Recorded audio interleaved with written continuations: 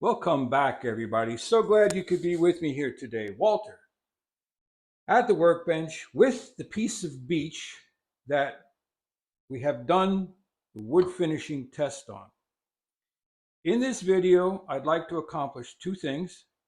One, we would like to try to see how deep the finish penetrated into the beech. So we'll take some shavings. That would be goal number one. And I have a freshly sharpened number 4 blade, stropped, polished, set reasonably tight. You should be able to see that right there.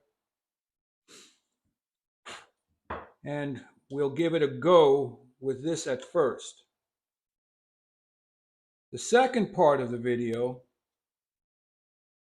we will install the blade with the back bevel that I showed you how to do in the previous video.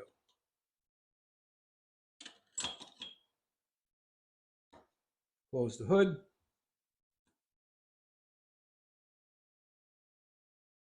When I put the lever cap on, I try to make sure that the blade set is in square and that the lever cap is in square.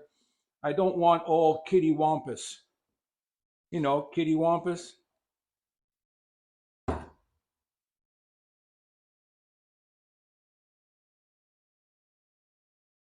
right.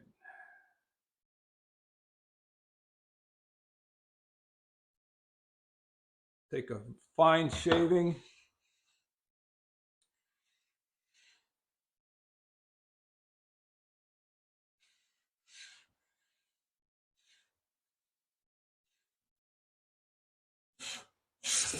All right, so there it is. Let's lighten that up a little bit. Now that went right through some of the finish.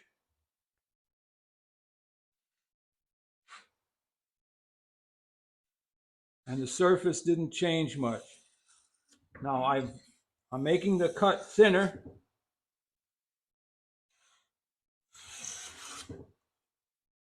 Just so I can monitor what we have going on here. Now the first one here is tung oil with turpentine, then just tung oil, and so on and so forth.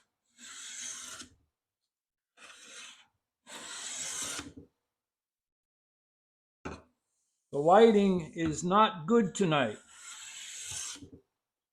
I blew a bulb up top, and I can't get to it right now because the table of tools is still there.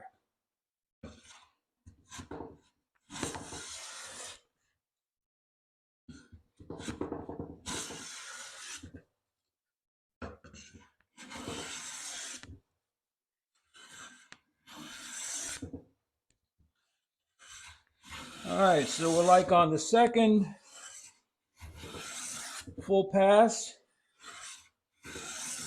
of about 1/1000th of an inch, a little more. Now, where you really are going to see it is in the sapwood. I don't know if you'll be able to see it. You can see the areas of darkness, especially here with the water locks. Let's see what happens if I flip it around here. I don't know if you can see it. Yeah, there you go. You can see it right there.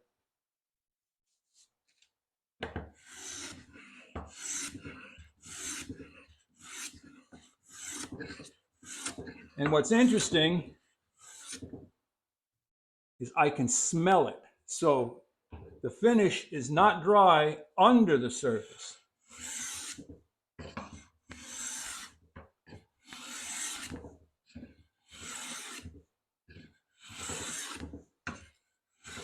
Oh yeah, I can smell it. Mostly the water locks right there with the turpentine. This is the regular water locks. Water locks turpentine. Tried and true turpentine, flax oil, so on.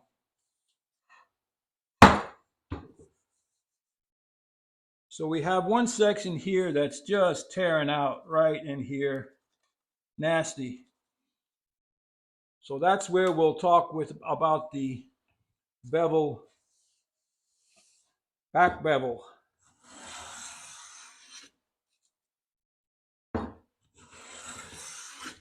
So this lets you know that when you're applying finishes, it's really not a good idea to saturate the wood, because the finish cannot oxidize.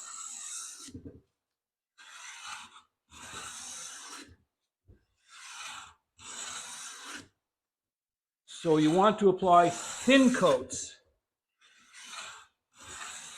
and allow the finish to oxidize.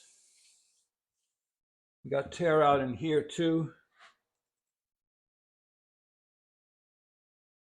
I'm gonna try spinning it again. So I hope you're having a good day.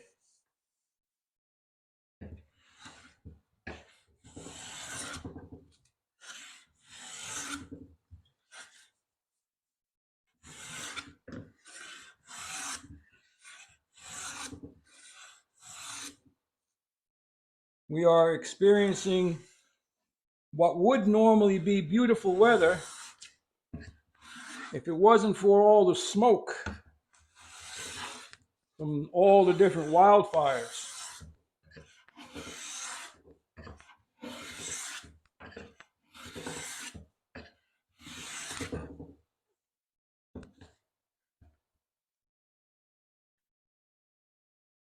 I always like to mark my tear out if I'm going to have the ability to remove it. If I'm not going to have the ability to remove it, I don't mark it. I just leave it alone, because by marking it, you highlight it.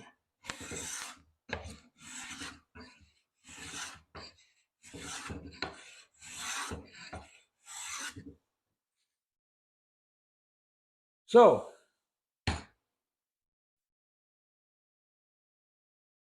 some of these finishes have really soaked in. You can see da-da, da-da, da-da, da-da, da-da, da-da, da-da.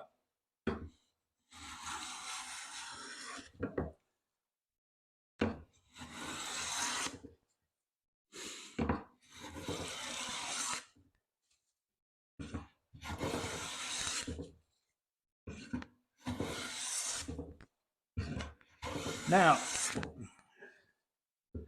let's switch up to the plain blade with the back bevel. And yes, I'm using a screwdriver.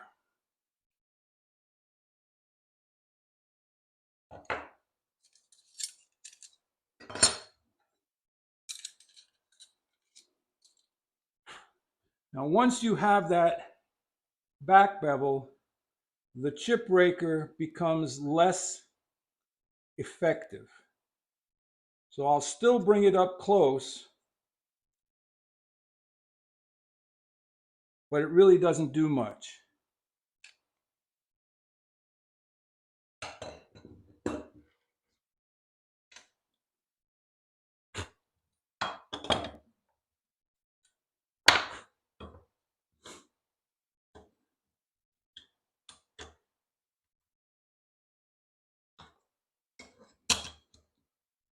Now this blade is a little thicker.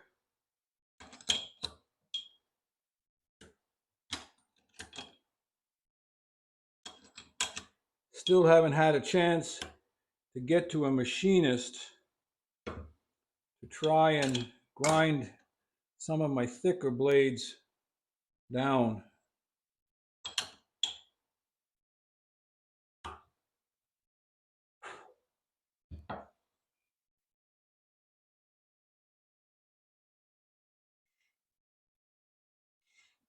I'm advancing with my thumb and my forefinger very slowly.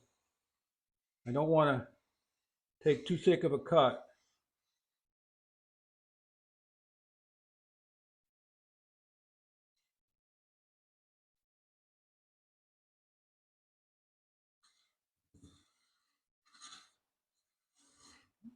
Okay, there it is.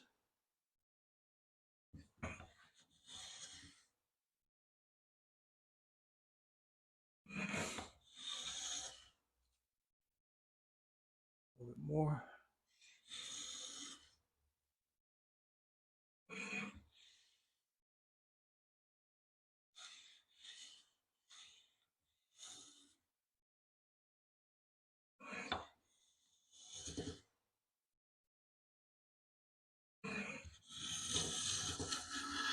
All right.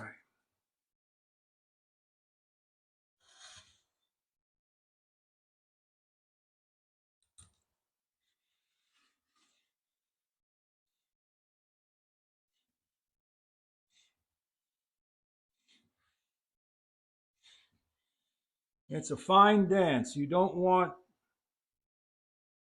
too much blade. There we are. There we are.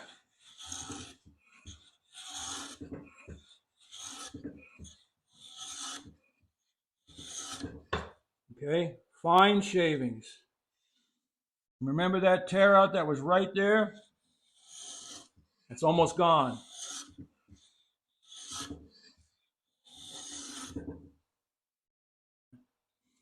I see a tiny little pencil mark still.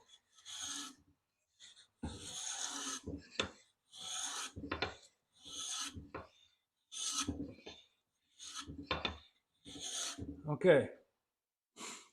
So you see you get a bit more of a crinkled shaving. It's amazing how much oil you can smell. But that tear out mark right there is as gone as I can get it to be. Now we've got one back here. I don't know which way it likes to be planed.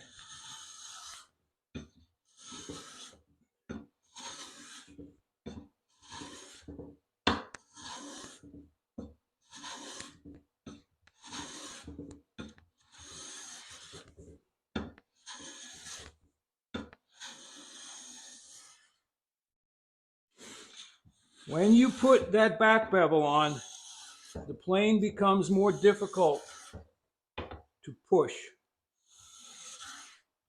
That's why you want thin shavings.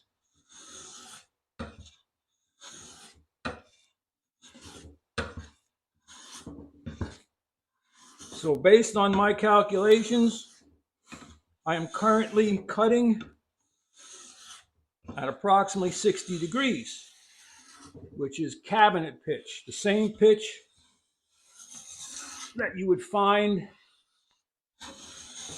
in most molding planes.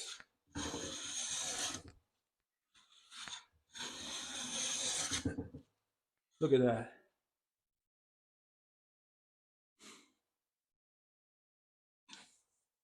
No tear out at all there now anymore.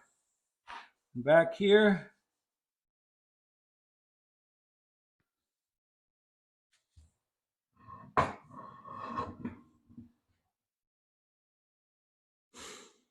oh, this piece of wood is gnarly right there because of that knot. I'm not going to be able to do much about that section there. Let's try planing it this way one more time.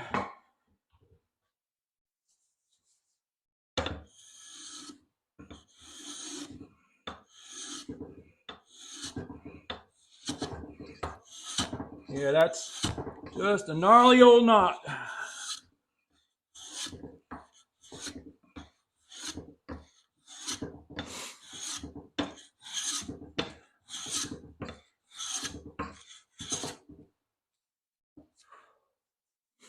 So this area here, pretty much this last section will eventually get cut off because I can't do much with that. It's got a spike knot running right through it.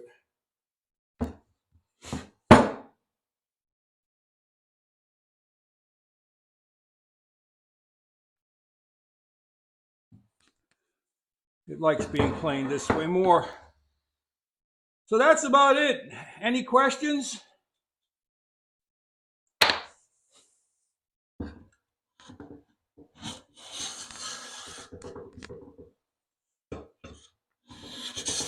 You can increase that back bevel any which way you like.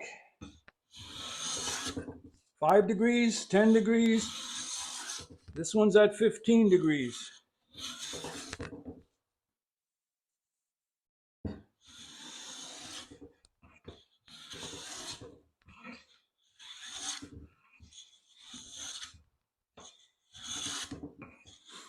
But in here right now, this is absolutely gorgeous. I wish you could see it as I see it. It's almost got curly stripes in it. This knot here is smooth as silk. There is no tear out anywhere in the quartered grain until you get back to this knot.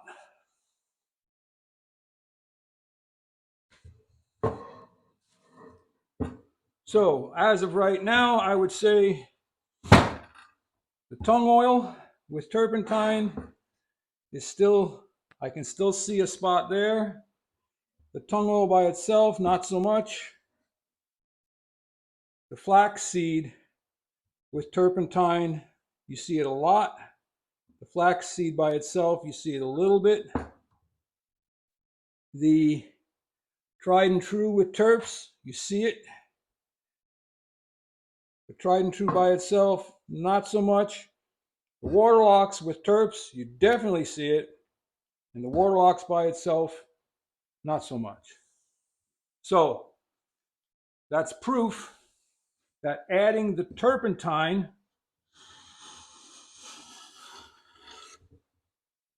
causes it to penetrate deeper, but also requires longer dry time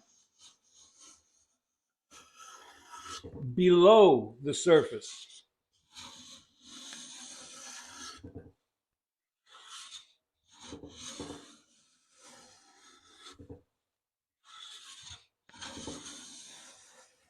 It's taking the last few shavings and we'll call it a day. I hope this was helpful. At least it helps solve my curiosity. But that also